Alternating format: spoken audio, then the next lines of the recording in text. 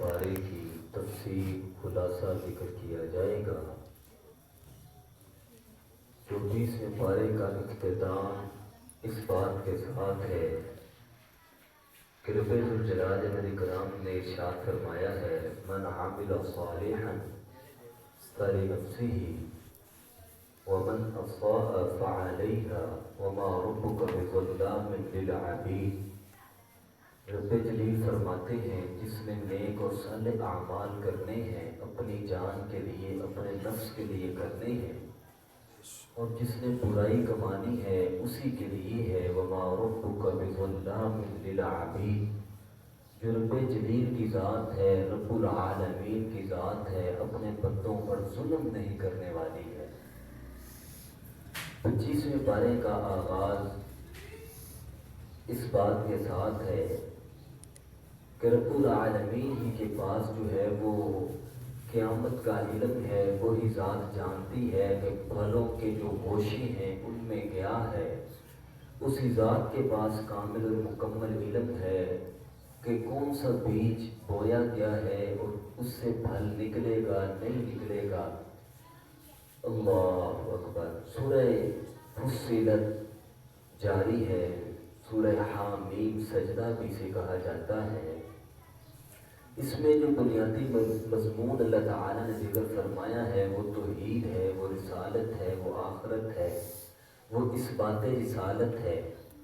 بقیہ 8 آیات سورہ حامیم سجدہ کی اس پارہ مبارکہ میں ہیں۔ اس کے بعد 4 مکمل صورتیں ہیں، سورہ شورا ہے، اس کے بعد سورہ زخرف ہے، سورہ دخان ہے، سورہ جاثیہ ہے۔ رب جلیل فرماتے ہیں کہ انسان کو جب رحمت ہماری طرف سے پہنچتی ہے تو یہ بڑا ہی فرما بردار رہتا ہے، اور جب اس کو تنگی پہنچتی ہے تو بڑا ہی ہمیں پکارنے لگ جاتا ہے، بڑی دعائیں اور بڑا ہی رجوع اختیار کرتا ہے۔ اس کے بعد اللہ تعالیٰ نے فرمایا ہے کہ یہ انسان کی نفسیات ہے کہ اس کو جو ہے ہماری طرف سے انعامات ملیں، ہماری طرف سے فراوانیاں ملیں، تو یہ جو ہے وہ لغو میں اور یہ جو ہے بے حیائی میں اور یہ جو ہے دنیا کی رنگینیوں میں کھو جاتا ہے۔ جب تنگی پہنچتی ہے پھر بڑا یکسو کے اللہ تعالیٰ کو پکارنا شروع کر دیتا ہے۔ اس کے بعد اللہ تعالیٰ نے رسالت کے جو ہے وہ ذکر فرمائے ہیں کہ توحید کے استقامت اختیار کرو، دنیاوی اخروی نجات کا جو ذریعہ اللہ تعالیٰ نے بتلایا ہے وہ توحید ہی کو فرمایا ہے۔ اس کے بعد اللہ تعالیٰ نے فرمایا جو قرآن ہے، علم قرآن ہے، یہ جو قرآن کی آیات ہیں یہ ایک دوسرے کے منافی نہیں ہیں بلکہ یہ ایک دوسرے کی مدد کرنے والی ہیں۔ جس طرح روایات میں بھی ملتا ہے، اللہ کے پیغمبر نے فرمایا ہے، اور مختلف انداز سے مختلف جو ہیں وہ آپ کو عبارتیں ملتی ہیں کہ جو قرآن ہے یفسر بعض بعضھا، کہ یہ جو قرآن ہے یہ بعض کے حصے کی تفسیر کرتا ہے۔ سورہ شورا ہے، یہ مکی سورہ مبارکہ ہے، ہجرت کے سن 13 نبوی میں یہ سورہ مبارکہ نازل ہوئی ہے۔ اس میں اللہ تعالیٰ نے عظمت قرآن کا ذکر فرمایا ہے، وحی الہی کا اور رسالت کی حقیقت کا اللہ تعالیٰ نے ذکر فرمایا ہے۔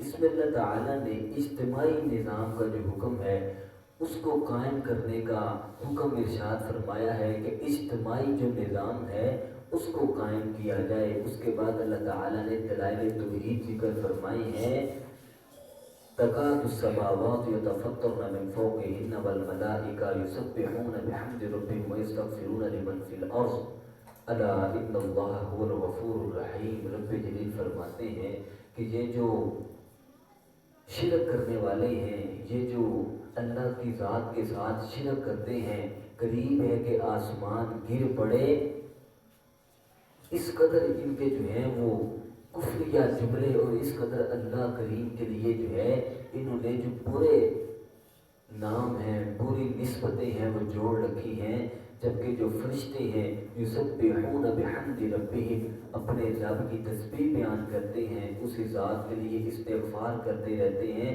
جو کچھ زمین میں ہو رہا ہے۔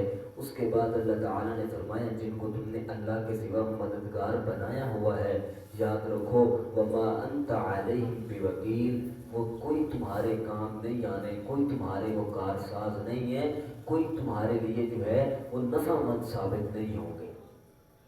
اس کے بعد اللہ تعالیٰ نے فرمایا کہ یہ جو رب جلیل کی ذات کے لیے خاص کر لیتے ہیں کہ جی اللہ کا علم ہے، انسان کا بھی علم ہے، اللہ کا علم 1000 درجے ہے، انسان کا علم چلے 1 درجہ ہے، رب جلیل فرماتے ہیں ایسی بات نہیں ہے، اللہ کے علم کی نوعیت الگ ہے، اللہ کا علم جو ہے وہ علیم ہے، انسان کا علم جو ہے محدود ہے، انسان کا علم ناقص ہے، لیس کمثلہ شیء، اس ذات کی مثل کوئی شے نہیں ہے، وہ السمیع البصیر، وہ ذات خوب سننے والی ذات ہے، خوب دیکھنے والی ذات ہے۔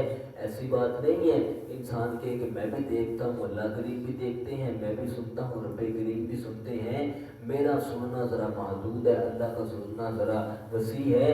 انسان کسی طرح رب جلیل کے علم کو تشبیہ دے سکتا ہی نہیں ہے، اللہ کا علم بہت وسیع ہے، اللہ کا علم بہت عرفہ ہے۔ اس کے بعد اللہ تعالیٰ نے فرمایا ہے کہ رب جلیل نے جناب نوح علیہ السلام کی طرف وحی کی، دوسرے انبیاء کی طرف وحی کی، ابراہیم کی طرف وحی کی، موسیٰ کی طرف وحی کی، عیسیٰ کی طرف وحی کی، ان اقیموا الدین، دین کو قائم کیجئے، ولا تتفرقوا، فرقے فرقے مت ہو جائیے، پارا پارا پاش پاش مت ہو جائیے، گروہ بندیوں کا شکار مت ہو جائیے۔ تو یہاں پہ اگر دیکھا جائے جناب ابراہیم علیہ السلام نے اپنے باپ کو تبلیغ کی، ان کو کہا کہ حق کی طرف آ جاؤ وہ نہ آئے، جو وہاں کے بت پرست تھے ان کو کہا کہ حق کی طرف آ جاؤ وہ نہ آئے، تو کیا سمجھتے ہیں کہ جناب ابراہیم نے حق ادا نہیں کیا دین کو قائم کرنے کا؟ جناب نوح علیہ السلام نے 950 سال جو ہے وہ تبلیغ کی، 950 سال جو ہے اس بات کی ترغیب دلائی، اس بات کا جو ہے وہ ان کو اس بات پہ مائل کیا کہ تم شرک چھوڑ دو، توحید پرست بن جاؤ۔ 70-80 لوگ 90 لوگ ایمان لائے، اللہ اکبر۔ تو کیا جناب نوح علیہ السلام نے حق ادا نہیں کیا قیم الدین کا؟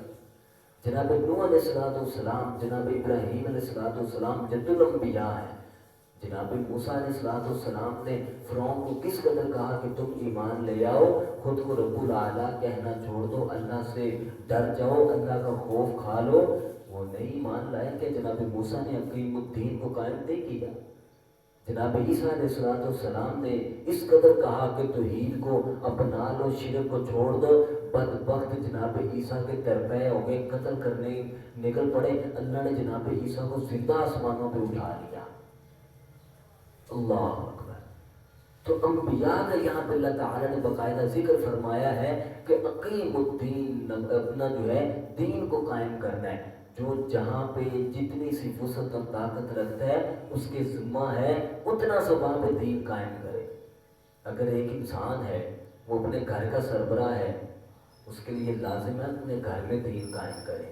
کسی ادارے کا اگر وہ سربراہ ہے اس ادارے میں دین کو قائم کرے، اگر اس کی جو طاقت ہے، اس کی قوت ہے، اس کا اختیار اپنی ذات تک محدود ہے، اپنے 6 فٹ کے جسم پہ تو دین کو قائم کرے، اپنے سر پہ، اپنے چہرے پہ، اپنے دل پہ، اپنے لباس پہ، اپنے سونے پہ، اپنے جاگنے پہ، اپنے زندگی کے سارے معاملات پہ تو دین کو قائم کرے۔ اقیم الدین، دین کو قائم کرنا ہے۔ ولا تفرقوا، ولا تتفرقوا، فرقے فرقے نہیں ہو جانا، پارے پارا نہیں ہو جانا۔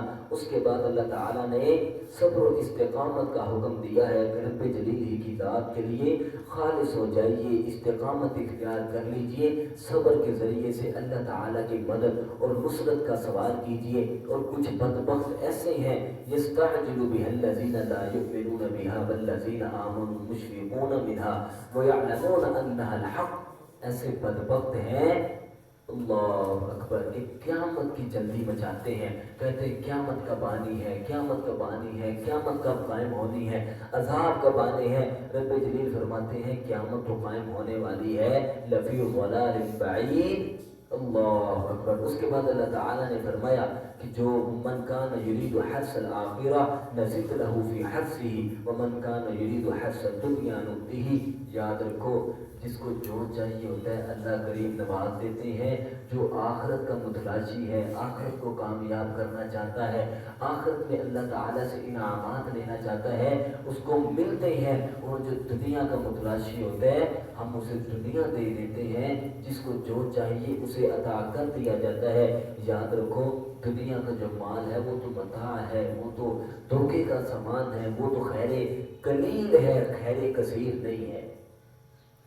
تو صرف آخرت انسان کرے اور دنیا سے بے رغبتی کرے، اسلام اس بات کی بھی اجازت نہیں دیتا.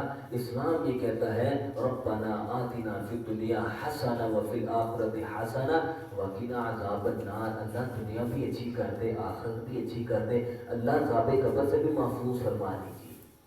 دنیا کو بھی شامل حال رکھیے، آخرت کو بھی نہ بھولیے، قبر کے عذاب سے بھی ہر وقت جو ہے اللہ تعالیٰ کی پناہ طلب کیجیے. اس کے بعد آیت نمبر 21 اور 22 میں اللہ تعالیٰ نے مشرکین کے خود ساختہ یہ جو عقائد تھے ان کا اللہ تعالیٰ نے رد فرمایا، اپنی شریعت بنا کے بیٹھے تھے. اس کے بعد اللہ تعالیٰ نے فرمایا یہ جو اللہ پہ جھوٹ باندھتے ہیں اللہ تعالیٰ نے ان کے دلوں پر مہریں لگا دینی ہیں. اور یاد رکھو قدرت الہیہ کا جو بیان ہے، علم و حکمت کا جو بیان ہے، رزق کی فراخی کا اور رزق کو تنگ کر دینے کا جو بیان ہے، کتاب مبین میں موجود ہے. انسانیت کے لیے ہدایت کا سرچشمہ ہے. بہت تھوڑے ہیں جو ایمان لاتے ہیں. اس کے بعد اللہ تعالیٰ نے فرمایا وما اصابکم من مصیبت فبما کسبت ایدیکم. یاد رکھو جو بھی مصیبتیں تم پہ ٹوٹتی ہیں تمہارے اپنے ہاتھوں کا کیا درا ہے. اپنے ہاتھوں سے جو کماتے ہو انہی کی بدولت تمہارے اوپر عذاب آتے ہیں، انہی کی بدولت تمہارے اوپر آزمائشیں ٹوٹتی ہیں. اس کے بعد آیت نمبر 35 تک اللہ تعالیٰ نے توحید کی نشانیوں کا ذکر فرمایا ہے.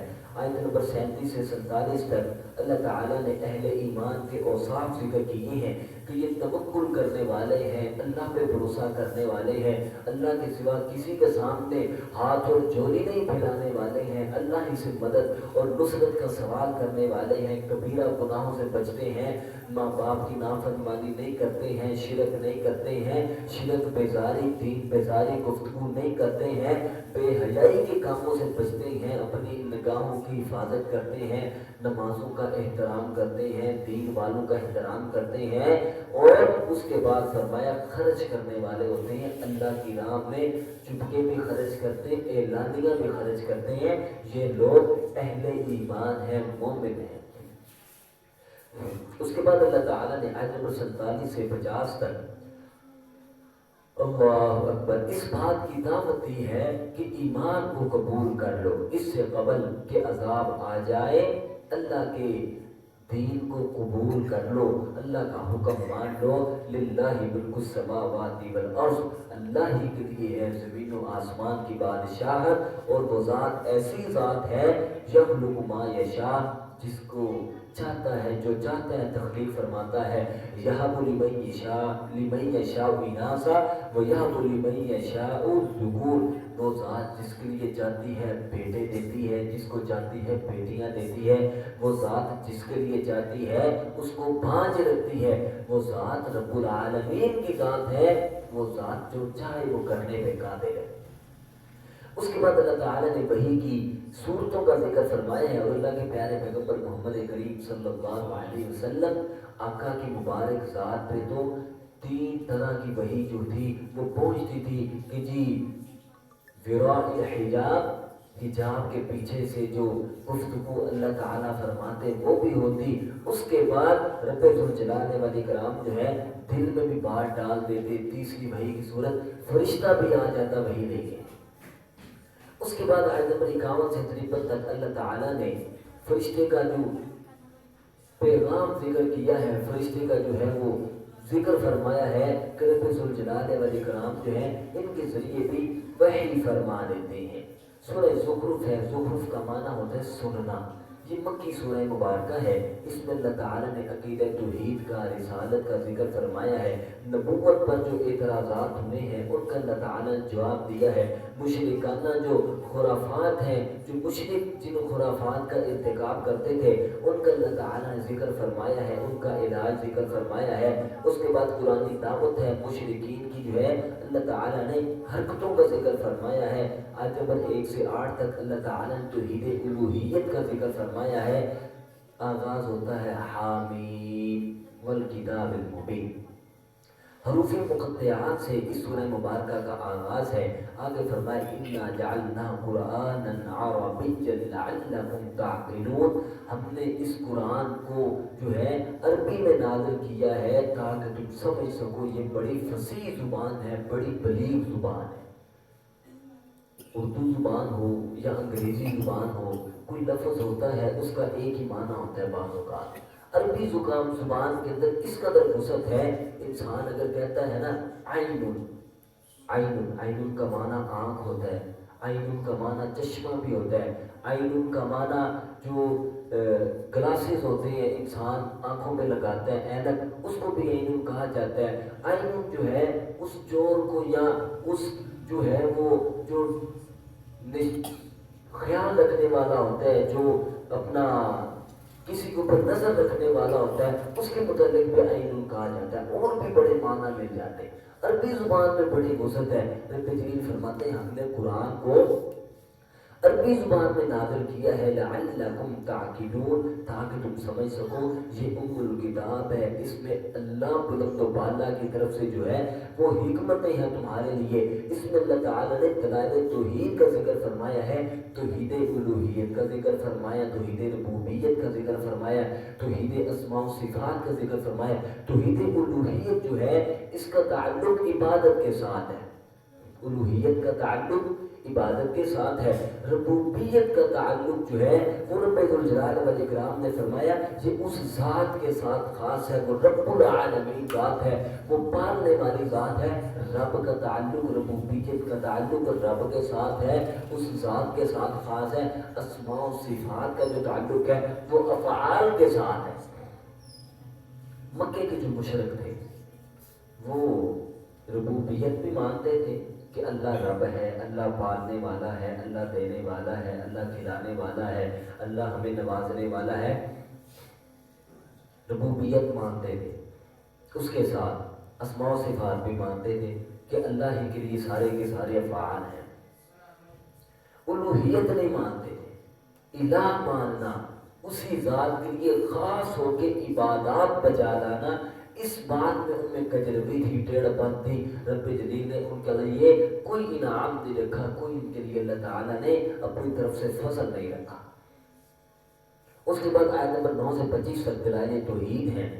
رب جلیل نے توحید فی ذات کے دلائل دی ہیں، جس طرح سورہ عنکبوت کے اندر، سورہ یونس کے اندر، اس کے بعد سورہ زخرف کے اندر، آگے ہم سورہ احقاف میں بھی پڑھیں گے، اللہ تعالیٰ نے دلائل توحید کا ذکر فرمایا ہے۔ اس کے بعد فرماتے ہیں سواری کی دعا، سبحان الذی سخر لنا ھذا وما كنا له مقرنین وانا الی ربنا لمنقلبون، سواری کی دعا جو پڑھی جاتی ہے اس کا ذکر ہے۔ اس کے بعد اللہ تعالیٰ نے فرمایا یہ بدبخت ایسے ہیں اللہ کے لیے بیٹیاں قرار دیتے ہیں، اپنے لیے بیٹے پسند کرتے ہیں۔ بیٹیاں کمزور ہیں، اپنی بات واضح انداز سے بتا نہیں سکتی ہیں، جھگڑا ہو جائے مضبوطی کے ساتھ جھگڑا نہیں لڑ سکتی ہیں، رونا شروع کر دیتی ہیں، ان میں کمزوری ہے۔ اللہ کے لیے انہوں نے بیٹیاں پسند کی ہیں، اپنے لیے کہتے ہیں ہمیں بیٹے چاہیے، اپنی بیٹیاں زندہ دباتے ہیں، اللہ کے لیے جو ہے بیٹیاں پسند کرتے ہیں، اپنے لیے بیٹے پسند کرتے ہیں۔ اس کے بعد اللہ تعالیٰ نے فرمایا یہ ایسے بدبخت ہیں، ایسے لعین ہیں۔ آگے سے یہ کہتے ہیں وَقَالُوا لَوْ شَاءَ الرَّحْمَٰنُ مَا عَبَدْنَاهُمْ مَا لَهُم بِذَٰلِكَ مِنْ عِلْمٍ إِنْ هُمْ إِلَّا يَخْرُصُونَ۔ آگے سے ایسے بدبخت ہیں، اٹکل پچو لگاتے ہیں، کہتے ہیں اگر اللہ چاہتا تو ہم شرک نہ کرتے، نعوذ باللہ من ذالک، رب جلیل کی ذات پہ بہتان باندھ دیتے ہیں، جبکہ دنیاوی معاملات میں، دنیاوی زندگی میں ان کو اپنی آسائشیں، اپنی سہولتیں، اپنے آپ کو مضبوط اور مستحکم کرنا بڑے اچھے انداز سے اور بھلے انداز سے آتا ہے۔ اس کے بعد اللہ تعالیٰ نے فرمایا آیت نمبر 26 سے 45 تک جناب ابراہیم علیہ السلام کی توحید پرستی ہے اور ان کی جو ہے وہ شرک بیداری کا اعلان ہے. اس کے بعد اللہ تعالیٰ نے اس بات کا ذکر فرمایا ہے، اللہ اکبر، کہ آپ کے پاس جو ہے وہ یہ اعتراض کرتے ہیں مشرکین کہ جی آپ کو اللہ نے رسول بنایا ہے، آپ کو اللہ نے پیغمبر بنایا ہے. اگر اللہ نے پیغمبر بنانا ہی ہوتا تو کسی سردار کو بنا دیتے، یتیم کو تو نہ پیغمبر اور رسول بناتے.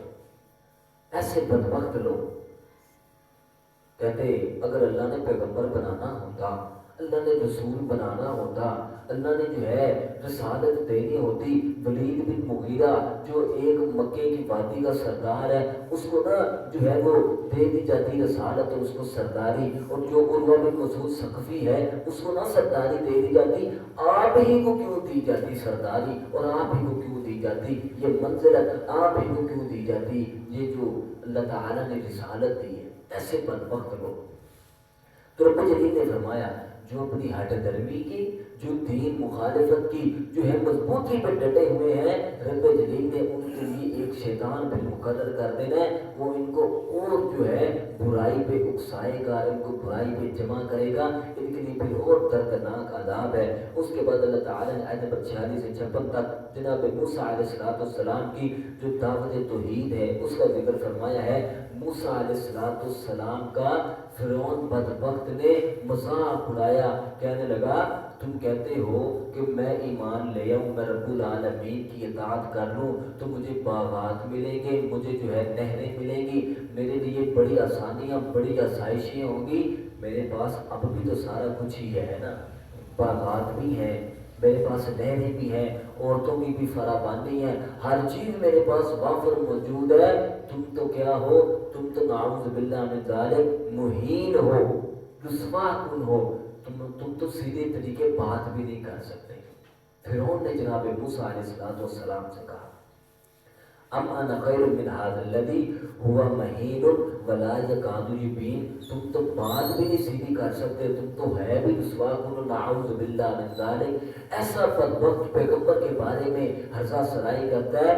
اللہ اکبر. رب جلیل نے فرمایا ان کے اوپر عذاب عظیم، عذاب مہین رب جلیل کی طرف سے جو ہے پھر عذاب آئے گا، لوٹایا نہیں جائے گا. اس کے بعد اللہ تعالیٰ نے جناب عیسیٰ علیہ السلام کی جو توحید ہے اس کو ذکر فرمایا ہے. جو ان کی قوم نے مخالفانہ طرز عمل اختیار کیا اس کا اللہ تعالیٰ نے ذکر فرمایا. متقین کا اجر بیان کیا گیا. ان کو کہا جائے گا جنتوں میں داخل ہو جاؤ، تمہارے لیے بیویاں ہیں، تمہارے لیے سونے چاندی کے کنگن ہیں، تمہارے لیے تکیہ لگائے بستر ہیں، تمہارے لیے اللہ تعالیٰ نے باغات رکھے ہیں، پھلوں کا انعام رکھا ہے، جہاں سے جو چاہو کھاؤ. پھر مجرمین کا اللہ تعالیٰ نے انجام ذکر کیا ہے. یہ تب کہیں گے اللہ ایک دن کا ہی ہم سے عذاب دور کر دے، لوٹا دے.